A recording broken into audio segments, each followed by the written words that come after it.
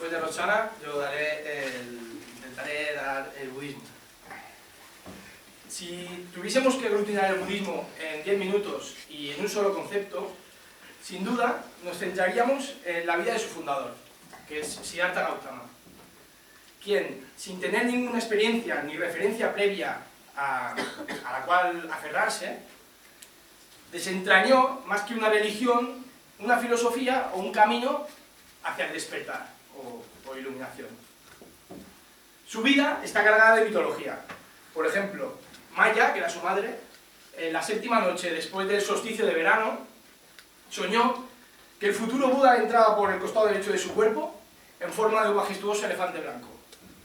Este sueño se lo contó a su marido, que era el rey, y este reunió a los 74 brahmanes de más sabiduría de toda la corte para su interpretación. Y su respuesta fue que de la reina nacería un Chakrabartin, o lo que es lo mismo, un monarca universal. Que si éste decidía pasarse a la vida de asceta, para que no lo sepa, un asceta, un inciso, es una persona que vive en la extrema austeridad por decisión propia o sobre la necesidad, simplemente para sobrevivir. Pues eso, si éste decidía pasarse a la vida de asceta, sería un futuro Buda, o lo que es lo mismo, aquel que levanta los velos de la ignorancia y del error sobre el mundo. Nace en el año 563 a.C. en Kapilavastu, lo que hoy en día se conocería como Nepal. Su primer nombre fue Siddhartha, que significa el poderoso. Cuando cumple 7 años, el Consejo de Sabios que se ocupa de su educación le dice al rey que no tiene nada más para enseñarle a su discípulo. Pasa la adolescencia y le imponen el segundo nombre, que es el de Gautama, que significa el pastor de vacas, cuya interpretación es el que conduce a los hombres. Un comentarista de su vida dice que su vida pasaba entre notables comodidades, bosques suntuosos, jardines de rosas y estanques de lotos. Pero nada podía alejar aquella sombra que velaba su rostro. Ya nada podía calmar esta inquietud del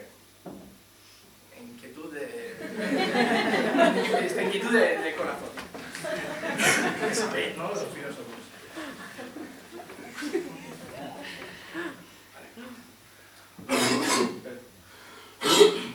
Un día en el que Siddhartha recorrió las calles de su ciudad con su carro, se le cruzó en su camino un viejo.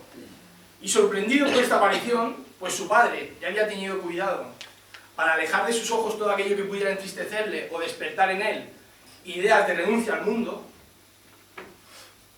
interroga a su cochero y le pregunta que por qué aquel hombre sufre tal castigo. Su cochero lo mira y le responde que la vejez es una consecuencia fatal de la existencia y nadie puede escapar a ella. En otra visita a la ciudad, es un enfermo quien se cruza en el camino y posteriormente contempla a un cortejo de personas que está llorando desesperadamente a un cadáver. Estos tres encuentros, la vejez, la muerte y la enfermedad, sumergen a Siddhartha en profundas meditaciones sobre el dolor. A sus 29 años, 28 o 29, cuando gozaba de lo que hoy en día todo el mundo aceptaría como el ideal de bienestar, que es salud, dinero y amor, da un giro en su vida porque comprende que lo que posee en ese momento es impermanente y relativo respecto al tiempo, es intrascendente. Entonces marcha de palacio y decide no detenerse hasta lograr erradicar las causas del dolor y del sufrimiento.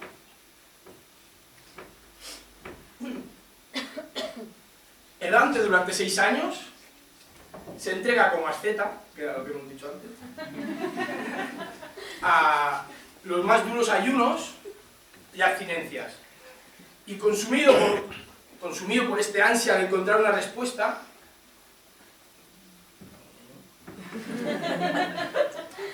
llega un día en el que sus fuerzas físicas llegan al límite de la extenuación, llegan al borde del colapso.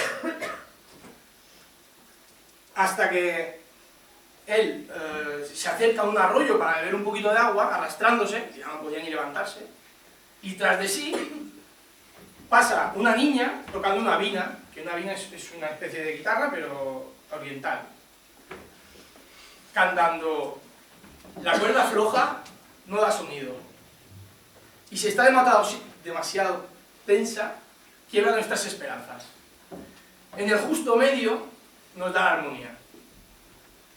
Este paralelismo que existe entre la cuerda floja y la vida de holganza que había llevado hasta sus 28 años, y en el otro extremo está la cuerda tensa y la vida extremista o de asceta que llevaba estos últimos 6, le hacen entender el mensaje de los dioses, bebe un poquito de agua, un poquito de leche, e inicia el camino de comprensión debajo del árbol de la sabiduría, el árbol Bodhi, que un buen amigo me trajo de un país budista, esta hoja que es de este árbol.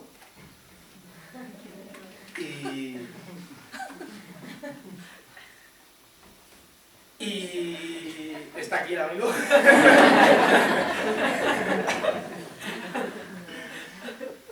Y bueno, es cuando desarrolla la doctrina conocida como el Sermón de Benares, donde expone el camino para parar la rueda de reencarnaciones, muerte y nacimiento y llegar al nirvana, que es algo más que un grupo de música.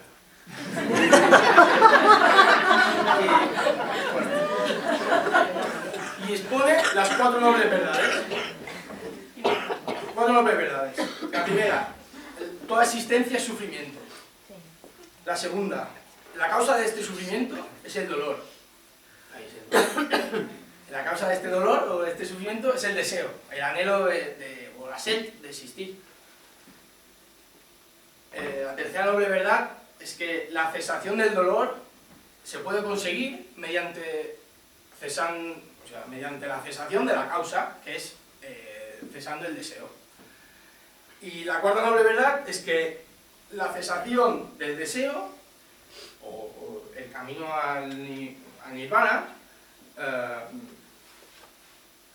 se hace mediante el noble óctuple sendero, que son como 8 conductas muy lógicas que te llevan a la liberación o nirvana. El budismo contiene diferentes ideas clave, como por ejemplo, el dominio de la mente se consigue mediante la práctica.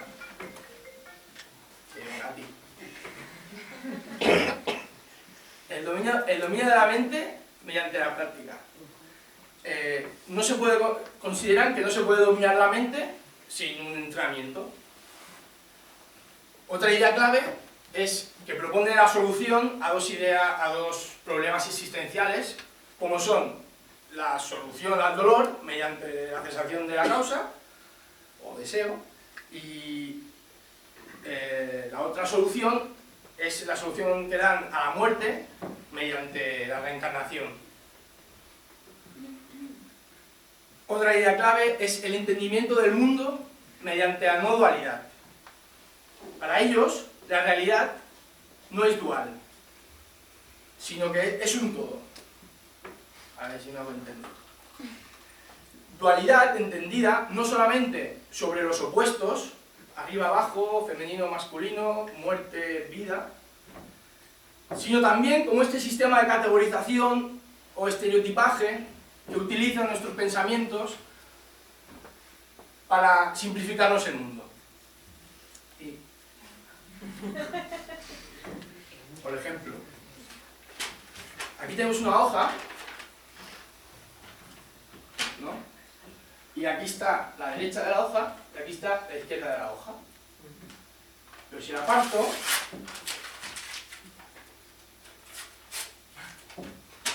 esto antes era izquierda, ¿no? Pero ahora, lo que antes era izquierda, esto es derecha. Esto quiere decir que el sistema dual es un sistema que nos ayuda a entender la vida, o simplificarnos la vida, pero no es la verdad. Este sistema se basa en nuestros pensamientos. Nuestros pensamientos surgen de nuestra conciencia. Como un ejemplo, pongo que un océano contiene peces, ¿no? Pues este océano es como si fuera nuestra conciencia. Y los peces, y las diferentes especies de peces que hay dentro del océano, son nuestros pensamientos. Y el pescador que está arriba con la barquita pescando diferentes pensamientos, que según el anzuelo que ponga, pescará una especie u otra, es nuestra atención. La atención es la que pesca nuestros pensamientos. Y la atención en el budismo es una parte fundamental de la percepción consciente. Otra idea clave es el concepto del ser. El concepto del ser, entendido como algo permanente, que existe independientemente de que se piense o no se piense, que emerge y se sostiene en sí mismo, lejos de sumergirse en la ilusión de ser una identidad separada del resto de las cosas. El concepto de yo soy comienza a señalarme a mí, a mi cuerpo, como lo que me define. Cultura, educación, nacionalidad. Como la construcción conceptual de mi deber ser. Y aquí empieza uno de los principales problemas del mundo occidental, y sobre todo frustrantes, al debatirme entre lo que espero de la vida y lo que la vida en efecto me da.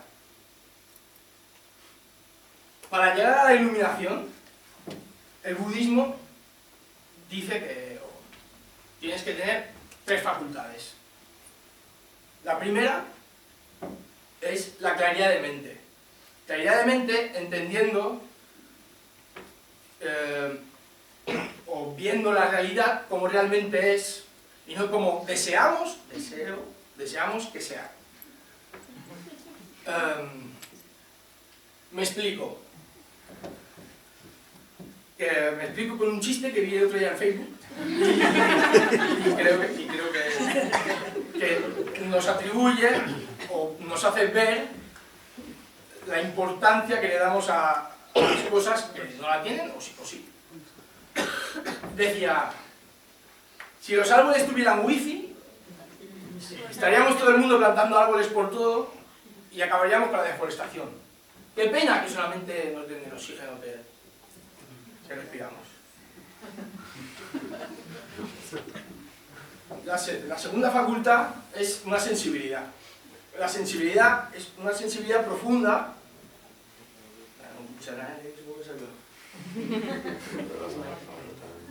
Una sensibilidad profunda, entendida como un aprecio o una compasión hacia el resto de los seres. Lejos de lo que pasa hoy en día aquí, que hay este déficit de sensibilidad hacia todas las cosas. Y es una opinión personal, no por defecto, sino por una saturación de cosas. Ya nada nos impacta. Por ejemplo, ¿quién se acuerda de la gente que no tiene casa del tsunami de 2004? ¿Quién se acordaba de que hoy es el 5º aniversario del terremoto de Japón? ¿El Haití? Y las cosas... Y las cosas que nos impactan, no es que nos impacten y ya está, es que nos duran muy poco.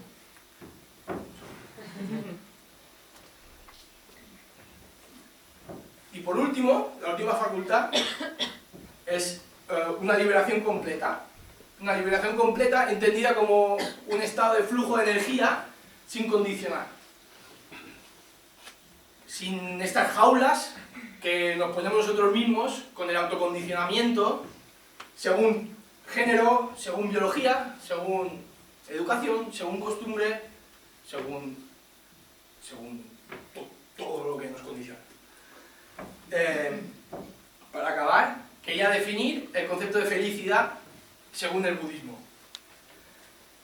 El budismo entiende la felicidad como un estado mental y no emocional, como se puede parecer a primera vista. Un estado mental en el que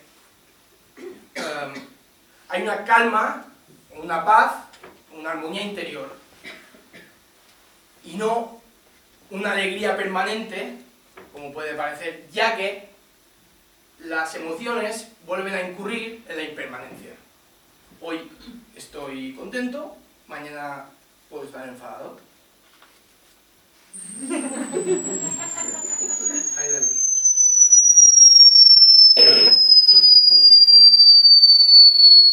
Si la felicidad fuera placer, si la felicidad fuera placer, como el que hemos sentido ahora al parar el bicho, antes de que empezara a sonar, todo el mundo nos estaríamos preguntando o diciéndonos, ¡qué feliz soy! Pero, ¿era así? No, ya está.